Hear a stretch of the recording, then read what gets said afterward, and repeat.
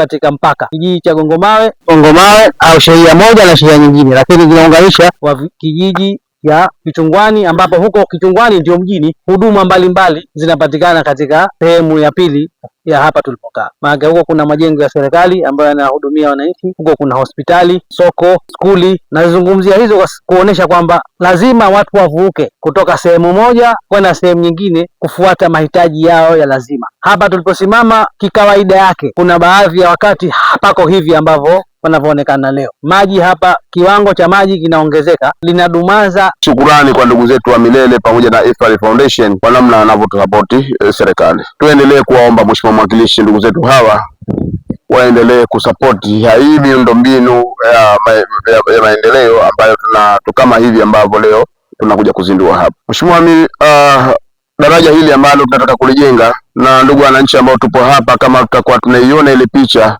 basi kweli tutaona kuna kitu cha kisasa kinakuja katika eneo hili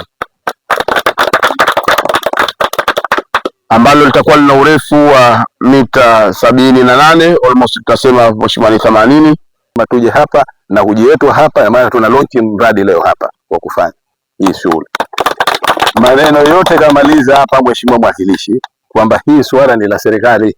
Sisi kazi yetu kama wadau wa maendeleo kuisupport serikali katika kuwaletea maendeleo wananchi, na hawa kazi yao hawezi kufanya peke yao, ni lazima washirikiane na wadau mbalimbali kutatua tatizo la wananchi. Wameshajenga daraja vingi na mambo mengi huko, sasa lazima wapate support kupitia kwa wa NGO mbalimbali ikiwamo Milele pamoja na Ifrah.